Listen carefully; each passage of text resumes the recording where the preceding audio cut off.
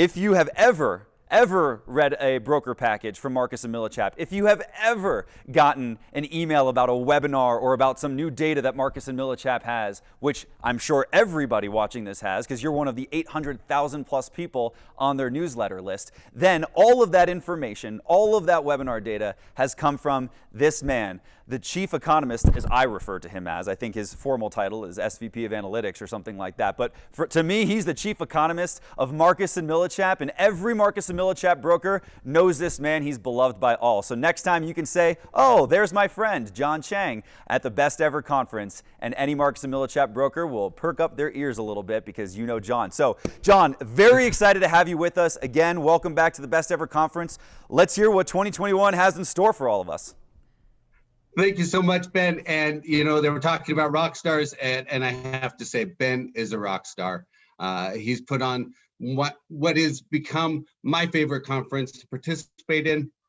I get so much value out of this every time, and it's just a joy to be here. We just got some sage advice from Liz, so many pearls of wisdom, particularly self-awareness, knowing your own blind spots.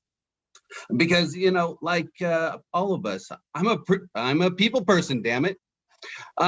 So I'm going to cover 4 things in my presentation today, and I'm going to cover some information about the economy and some of the economic factors affecting our business, some of the top headlines we're all seeing today, and give you an understanding of what's really going on behind those numbers, some of the leading real estate trends that investors are looking at, and some of the outlook performance there, as well as top strategies for the current climate. So I'm going to start in with kind of the key ingredient here, which is that the pandemic is the one big thing. It is causing a great deal of the issues that we're facing as a business. And until we get the pandemic under control, the economy cannot heal. We're already at making significant headway into what's happening with the vaccines. That, of course, is the key ingredient to driving forward economic recovery. But there's still a lot of headwinds, right? We still are facing some challenges over the next 6 to 9 months as we grapple with this global health crisis. And so, you know, we can see the light at the end of the tunnel, but it's not there yet. We still have a ways to go, and that's going to be something we're battling with. One of the things that we're seeing as a major challenge has been jobs. We lost a record number of jobs right as we came into the pandemic. We basically gave up 10 years of growth, giving back, 22 million jobs. As we came out of our lockdown, we got half of those jobs back. We got 12 million jobs back, but it was really just not enough. We hit a point where it flattened out, and we started losing momentum, and that really weighed on the economy and our ability to move things forward. There are specific sectors that captured the worst of this. There is the restaurant industry, the hotel industry, and those areas are still in the process of recovering. When we look at what happened with retail sales, they've been fragmented. We went into this downturn, we got to bounce back as we got that stimulus, and we got those stimulus checks, and it helped support our economic growth. We bounced back, we actually grew. We hit a new high point last fall as people spent all that stimulus money and unemployment benefits. But as the CARES Act burned off, we can see that we started giving that back. And that happened with the jobs. We got that bounce, and then it started slowing down, and then we started losing jobs again. And so, again, there are specific sectors that are being impacted far worse than anything else. That's, again, restaurants and bars, apparel industry, electronic sales, all being hit very hard. Whereas there's other parts of the sector of the economy, like home repairs and internet sales, that have hit an all-time high. So we're seeing different parts of the economy perform differently. And so depending on what happens with the vaccine, the timeline to recovery could vary. But I do need to point out that once we get through this, once we get to the back side of distributing the vaccines, once we hit that herd immunity or that critical mass, we start to see a couple of new things come into play. First of all, the amount of money in money market mutual funds hit a new peak over the last few months. It's come down a little bit since then. And the amount of money people have put into savings over this cycle is 2.8 trillion greater than normal, what I would call normal. Because if you look back historically, basically this number doesn't change a whole lot until the pandemic. So we have all of this money sitting on the sidelines, and it has the potential to come back into the economy very, very quickly after we get to a vaccination. Sometime in the second half, we could see this wave of money, $4.5 trillion, start to come back into the economy. We've already had, $2.2 trillion put in with the CARES Act. We had another $900 billion added to the economy through the second round of stimulus. Well, this is what could be the fourth round, right? We may have a third round of stimulus coming out shortly. This could be a fourth round, $4.5 trillion in cash flowing back into the economy. That's why many economists have raised their forecasts for 2021. Right now, the baseline is right around 5% expectation of growth, which is fantastic. We haven't hit that number in 30-something years for an annual rate of growth. Then on top of that, you could see some huge gains. Morgan Stanley is at the top of the pack. They're saying, hey, we're expecting 2021 to have 7.6% growth. A lot of other economists are saying 6.5%, 6% growth and everything in between. It really doesn't matter. If we break 5%, we haven't done that in forever, and that's going to be huge. That's going to drive our economy forward. That's going to be a key ingredient to our success.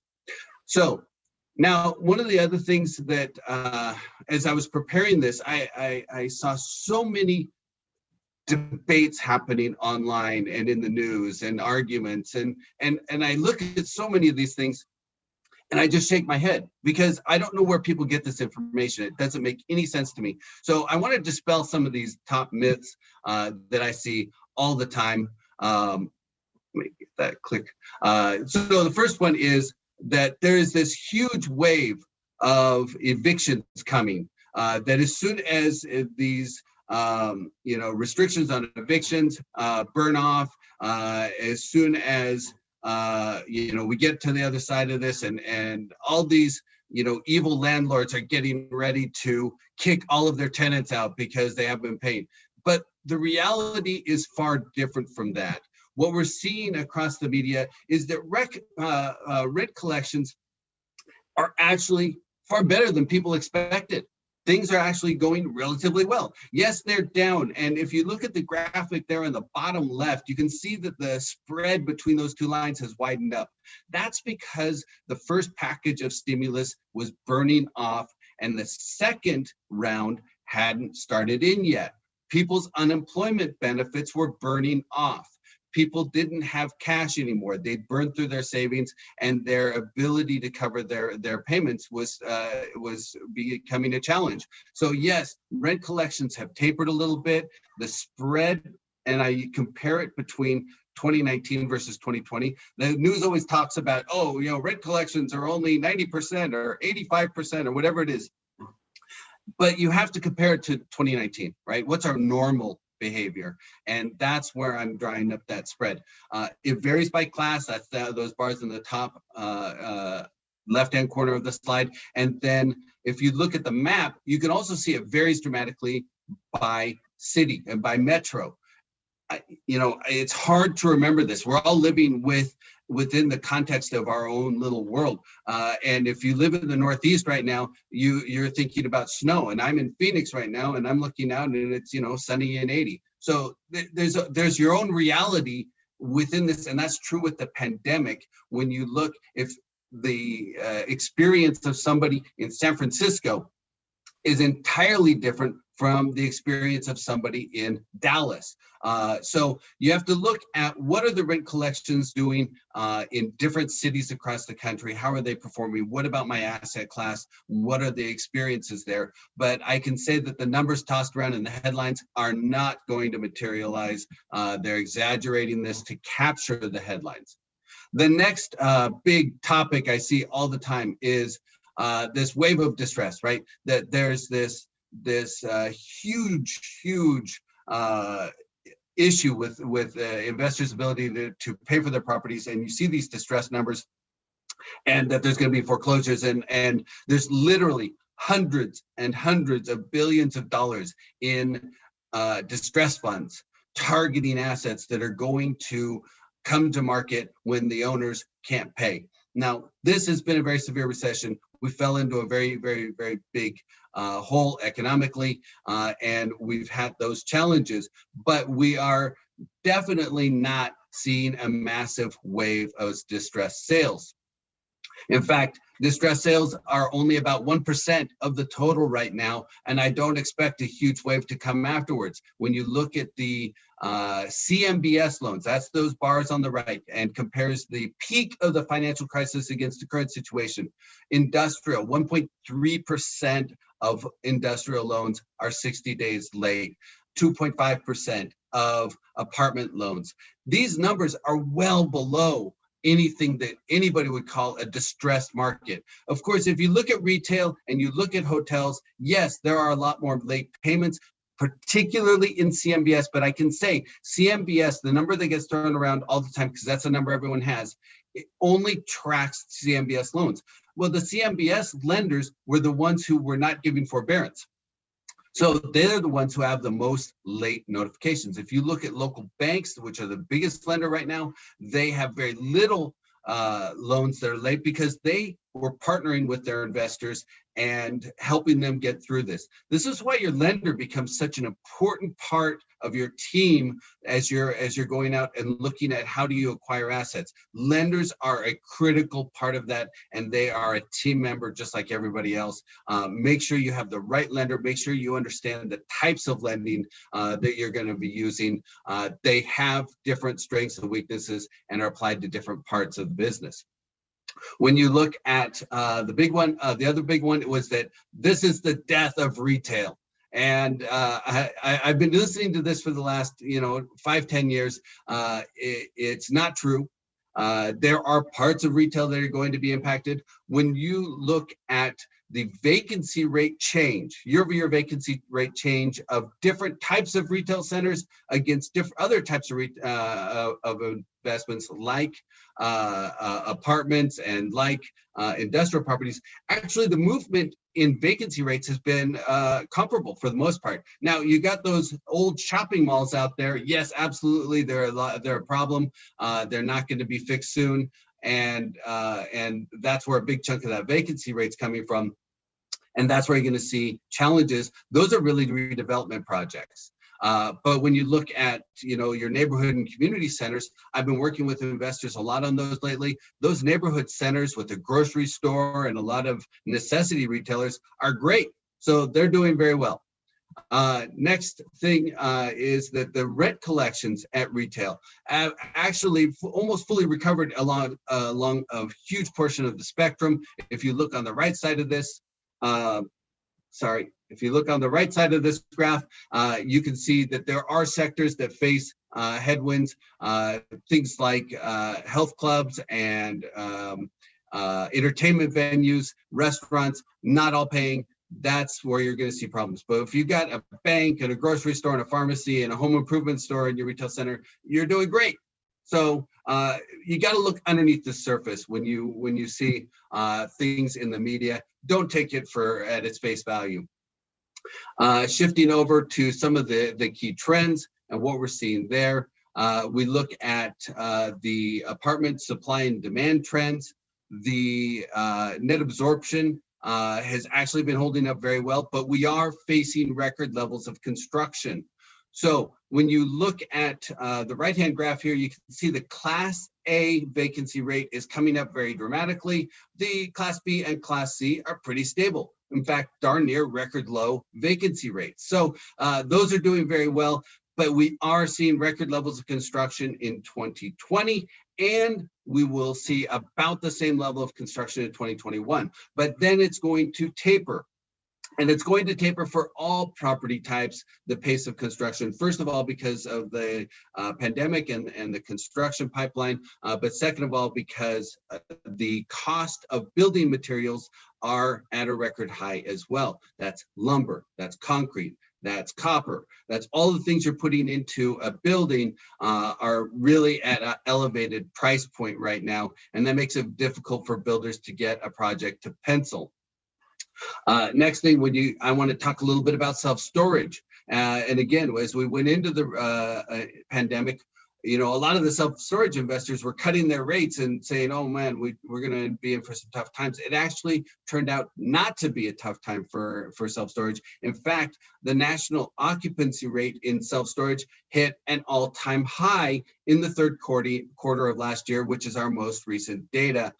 So we're seeing some really strong momentum behind self-storage. Yes, there has been a lot of construction over the last few years, but that's also starting to burn off and come back. We could see a new wave of construction in 2022.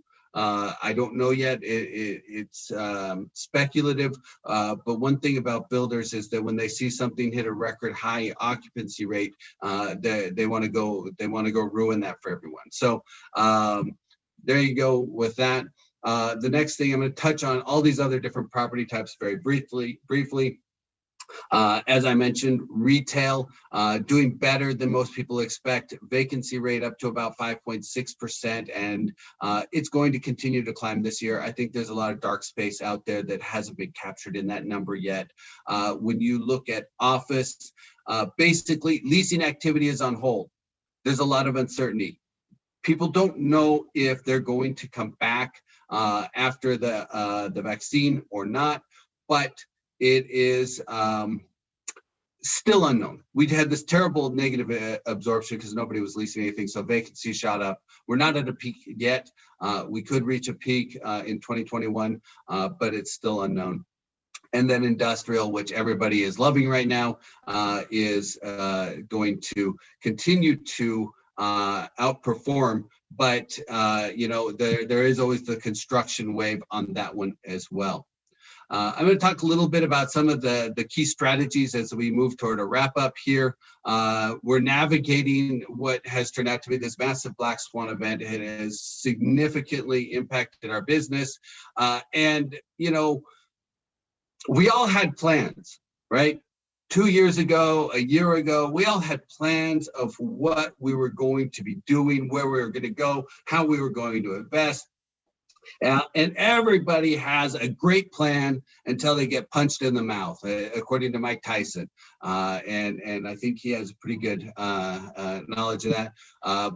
Basically, we were humming along. The first 2 months of 2020, commercial real estate sales were doing great. And then this pandemic hit, the sales activity collapsed going into the second quarter. And then it's been kind of on this recovery cycle since then. And we are generating a lot of momentum. We are starting to get back to close to normal, right? We're not going to get back to normal for a while yet. The vaccine is a key ingredient. Like I said, there are real questions about certain parts of our industry, about certain types of real estate that are going to restrain those as we go forward. The next one, Wayne Gretzky, skate to where the puck is going, not where it's been. Fantastic advice. And I'm going to tell you a little bit about where the puck is going right now. When you look at demographics, and actually I shared this slide 2 years ago before we hit a pandemic or before any of that was happening. And I said, look, there's this wave of young people. There's this huge generational wave of millennials out there. They're in a prime spot from a renter standpoint, but they're moving towards, tipping points on other items. They're looking at getting married. Now, 2 years later, the wave of, the peak of this wave has moved in. 60% of millennials are age 30 and older. They're a larger and larger share of them are getting married. A big piece of them are moving into that first-time home purchase. We saw this wave of home purchases that were sparked by the pandemic. That was momentum that was already moving. We're just catching up with it. It's just catching up to the news. We're seeing this tremendous wave of people moving out of New York, moving out of the Bay Area, moving out of the Northeast in general, and they're going south. And again, 2 years ago, actually 5 years ago, we were already talking about this trend as we mapped out the demographics and lifestyle changes. People move to the suburbs, they move to smaller cities when they get older, and they're moving out of that, early phase of career growth. That was driving our urbanization. And so the pandemic has accelerated this movement and pushed a shift to the south. So we have tailwinds in a lot of southern U.S. cities, and we have headwinds in the Northeast and in California. This is not entirely pandemic driven. This is mostly demographics driven. And as you can see here, when you look at the suburban versus the urban, and I have both apartment vacancy rates and office vacancy rates up on the screen here, and you can see just this dramatic shift in vacancies in the urban core. Now, a big piece of this is new construction, right? Because a year ago, 2 years ago, builders were still working on a business plan they developed 5 years ago, and they were plowing new development into the urban core. Now we shifted, and we shifted fast. We went, we had a transition point early in the pandemic where people could work from home. They left, they moved out to the suburbs. And you can see that the suburban vacancy rate, it went up too a little bit because of construction, but not nearly as severely as the urban core, because people don't want to take, they don't need to be downtown anymore to work at their job. We're seeing a similar trend, although not as significant with office space. We're seeing the demand for suburban office space get stronger, and the demand for urban office space get weaker. But again, that trend is still materializing. There's a lot of uncertainty whether people will go back to the office and what that will look like when they do. And then finally, my third big piece of advice comes from Tom Brady, and his statement is, I don't care about 3 years ago, I don't care about 2 years ago, I don't care about last year. The only thing I care about is this week. And I'm not sure when he said it, but I don't think it was just before the Super Bowl as a Buccaneer. I think that this is something he's been saying and living for a very long time. And I was thinking about what's happening with investments and where people are focusing. And what happens so often is an investor buys an asset, in 2018 or 2019, and they have a plan for where that's going to go. Well, the world changed.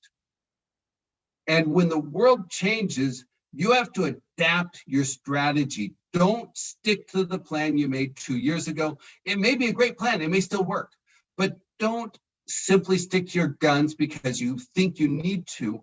You can always adapt. You can move capital out of one asset and put it into something else. When you look at the yields today and the spread over the cost of capital, it is about as wide as it's ever been. So right now, because the lending climate is so strong, because the lending rates are so strong, so low, that investors have a window of opportunity to acquire assets. And I don't want to spoil it, but we have a debate later today focusing in on where the interest rates are going. I have a personal opinion on that I'm going to share today, as well as the 4 other fantastic speakers.